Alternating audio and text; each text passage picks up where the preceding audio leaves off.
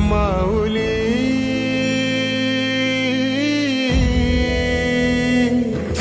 गुरु स्पर्श दूर करी दुःखाची सावली. गुरु भेटीसाठी झाली जीवाची काहिली. भक्त तुझा गुरुदेवा